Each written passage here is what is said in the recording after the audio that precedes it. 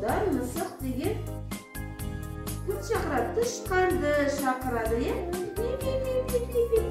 Тышқан келеді. Тышқан мысықты, мысық күшікті, күшік немере қызды, немере қыз әжені, әжесі атасы шалқанды тартады. Тарта алмайды.